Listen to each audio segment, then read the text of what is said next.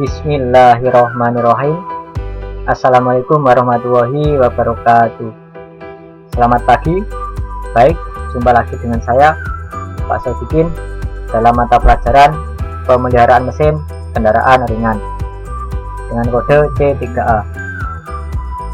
Untuk pada pertemuan kali ini nanti kita akan membahas tentang sistem bahan bakar EV. Sebelum materi saya mulai, ini saya tampilkan tentang biodata Pak Sodikin. Bisa kalian baca sendiri.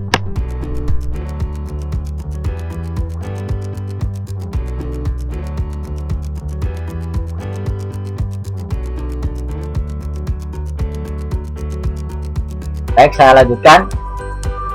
Full pump.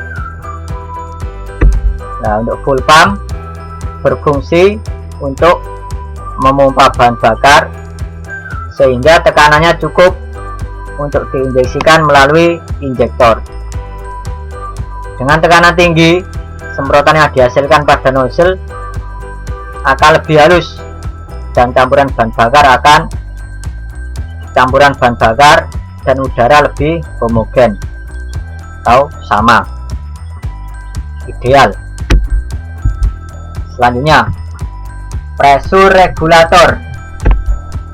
Nah, ini adalah gambar dari pressure regulator. Untuk pressure regulator ini letaknya nanti berhubungan dengan pipa delivery ya, atau pipa pembagi.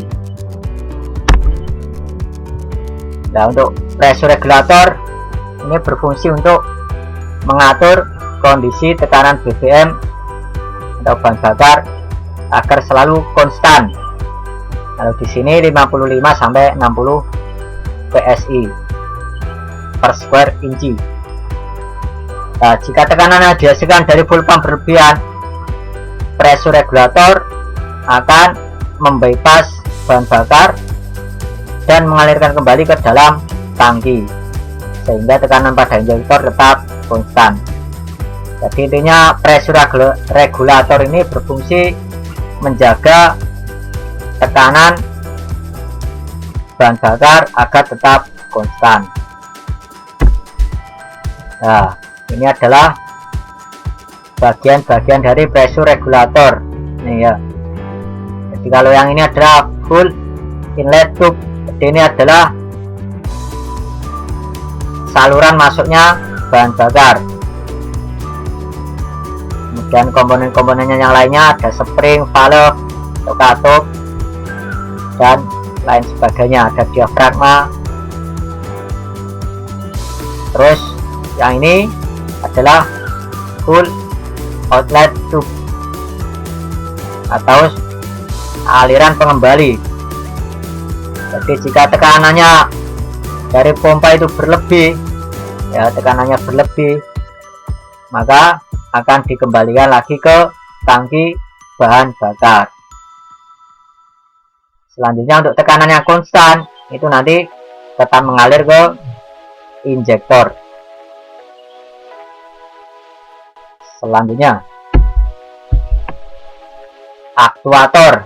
Jadi seperti yang saya jelaskan tadi, 3 pilar EV kan ada sensor, prosesor, dan aktuator. Untuk aktuator nih yang akan kita bahas adalah full injektor. Full injektor berfungsi untuk menyemprotkan bahan bakar bertekanan ke dalam manifold. Jadi untuk penyemprotan bahan bakar ini kan ada istilahnya direct sama indirect, langsung sama tidak langsung. Kalau direct berarti langsung ke ruang bakar, tapi kalau indirect berarti ke manifold dulu. Nah, untuk injektor bekerja sesuai perintah dari ECU. Jumlah bahan bakar yang disemprotkan sesuai dengan hasil ukuran pada ECU, Electronic Control Unit. Nah, ini adalah gambar dari injektor.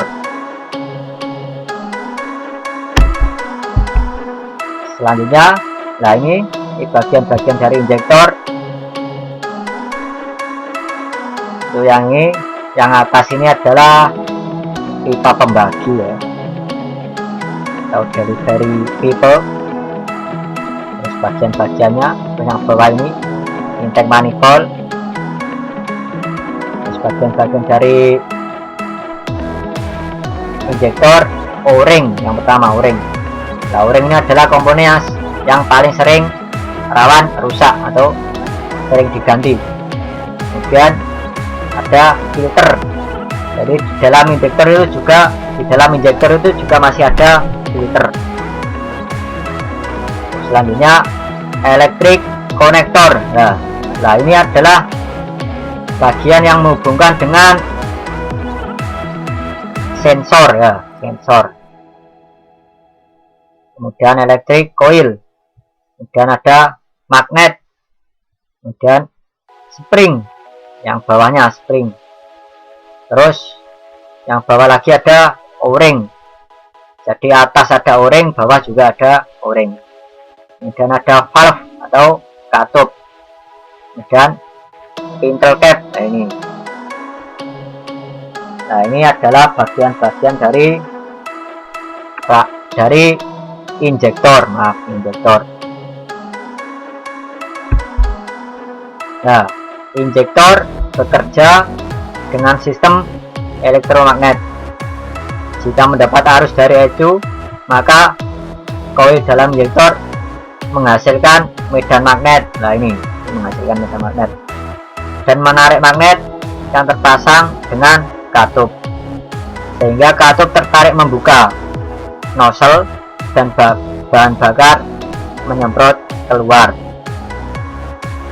Ketika tidak mendapat arus, medan magnet hilang dan katup kembali menutup karena mekanisme dari pegas. Nah ini pegas atau istilahnya pir yang bisa menekan.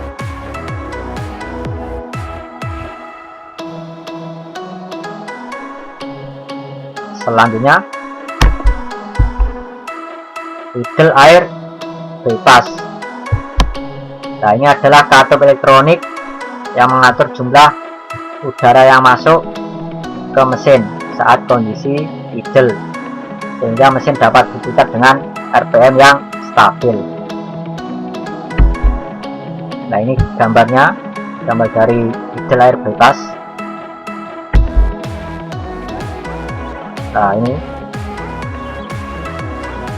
bagian-bagiannya, ada spring, ada pegas, kemudian plunger, dan yang ini inlet atau masuk, terus ini outlet keluarnya. Nah ini adalah bagian dari idle air bypass atau udara yang masuk ke mesin saat kondisi idle.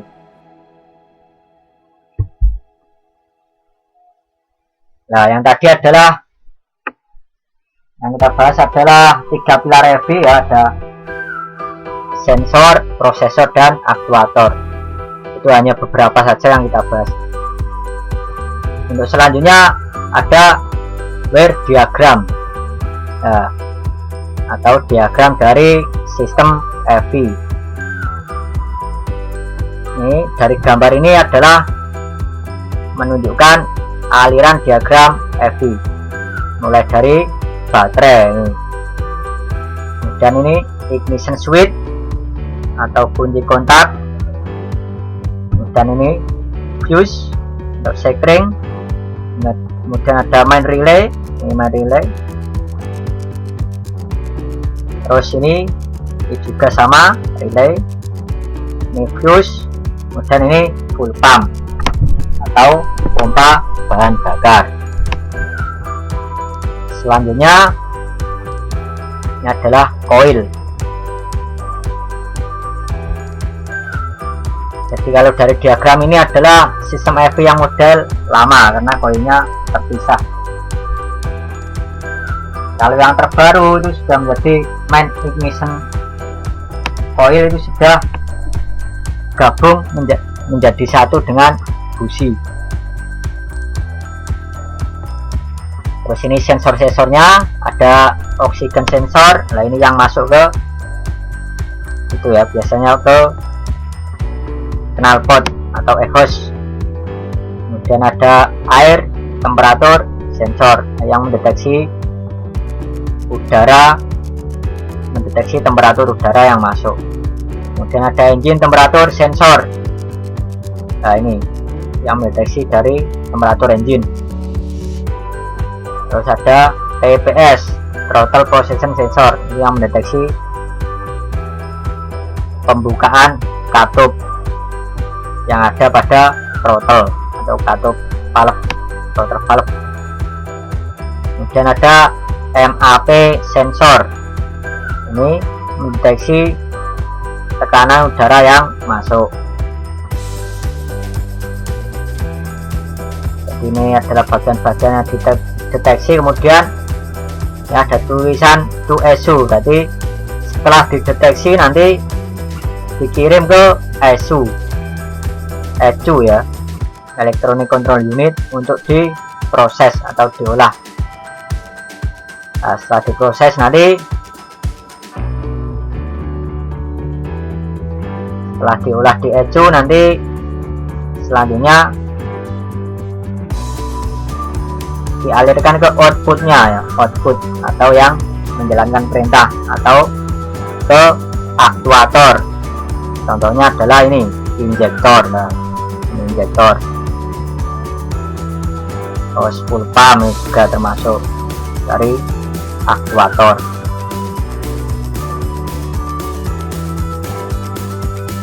Baik, saya lanjutkan. Nah, kemudian untuk skema EV. Nah ini skema EV.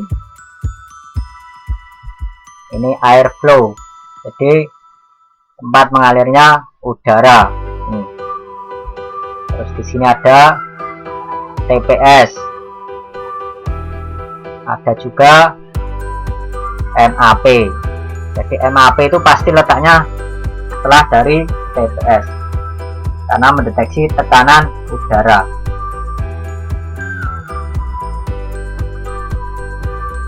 Selanjutnya ini fuel injektor atau injektor bahan bakar.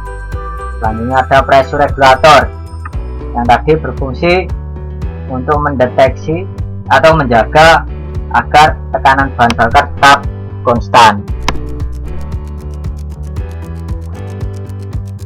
Jadi tekanan bahan bakar yang dihasilkan dari pompa itu kan sangat tinggi ya. Nah, agar menjadi konstan itu ada komponen yang bernama pressure regulator. Jadi untuk menjaga agar bahan bakar tetap konstan. Jika terlalu tinggi, maka jika berlebih, maka bahan bakarnya dikembalikan lagi ke tangki bahan bakar. Kemudian ada speed sensor atau istilahnya tadi VSS ya, Vehicle Speed Sensor. Terus ada nih CMP atau Camshaft Position Sensor, ini yang berfungsi untuk mendeteksi derajat pembukaan katup. Terus ada CKP atau Camshaft Position Sensor, letaknya di sini. Terus yang ini adalah ECU, Electrical Control Unit. Baik, saya lanjutkan. Nah, ini juga sama diagram dari EV. Jadi ini ECU. Terus ini sensor, ada sensor oksigen.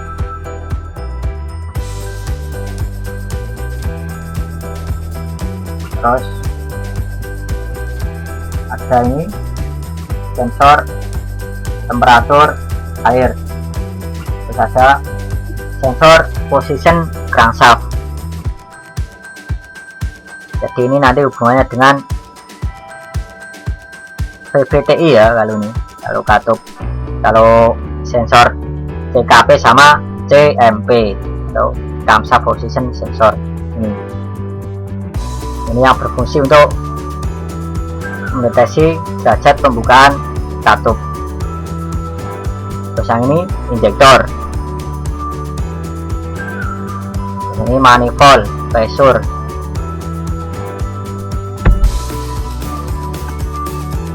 terus TPS.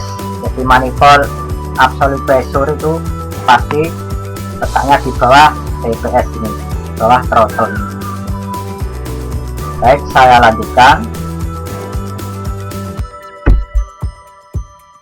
Nah, untuk tipe EV. Nah, untuk tipe EV ini ada dua ya. Ada LEV,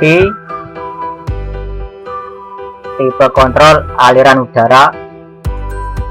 Terus ada DEV, tipe kontrol dengan tekanan manifold. Untuk yang pertama LEV ya, LEV ini. Nah, ini adalah udara masuk, terus ini sensor udara rendah, tempat mendeteksi udara rendah. Terus ini throttle valve atau skep ya, terus masuk ke intake manifold dan mesin. Jadi kalau LEV itu ini adalah sensornya MAF ya, mass air flow. Itu yang berfungsi mendeteksi udara adalah mass air flow, kemudian dikirim ke ECU.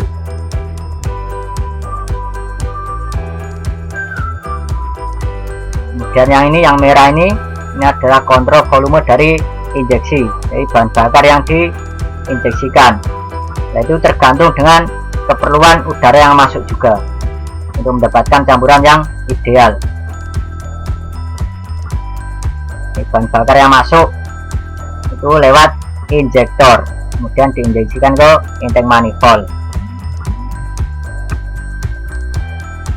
Terus yang DEV, jadi ini adalah bedanya itu hanya pada pemasukan udara ya. Kalau DEV itu ada sensor MAPS, jadi manifold absolute pressure, yang letaknya setelah dari ini throttle valve ini di bawahnya, itu mendeteksi tekanan udara yang masuk ke dalam intake manifold. Jadi ini di sensor MAPS nanti mendeteksi tekanan udara terus dikirim ke ECU ini, electrical control unit.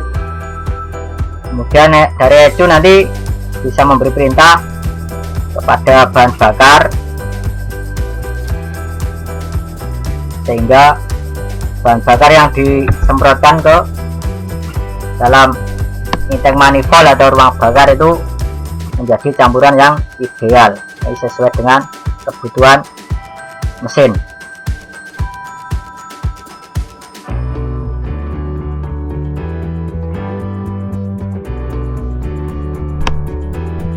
Baik, selanjutnya, nah ini adalah aliran dari ini adalah aliran dari bahan bakar, sistem bahan bakar EV. Nah, untuk bahan bakar diambil dari tangki bahan bakar.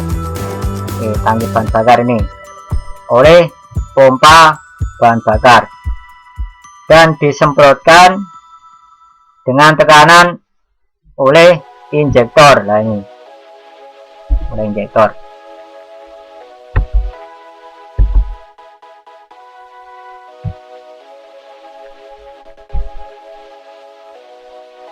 Kalau di sini adalah ini tangki bahan bakarnya. Jadi kalau mesin EV itu kebanyakan pompanya sudah jadi satu dengan tangki bahan bakar. Dari tangki bahan bakar, pompa mengambil bensin dari tangki bahan bakar, kemudian diarahkan ke sini. Ini pipa delivery atau pipa pembagi, dan di injektor, disemprotkan ke injektor, disemprotkan oleh injektor. Nah, untuk tekanan bahan bakar dalam jalur bahan bakar harus diatur untuk menjaga injektor bahan bakar yang stabil dengan pressure regulator. Ini pressure regulator. Kalau di sini nggak ditunjukkan ya pressure regulatornya. Dengan pulsion damper. Jadi pulsion damper itu menggunakan diafragma untuk menyerap sedikit denyut tekanan bahan bakar yang dihasilkan oleh injektor.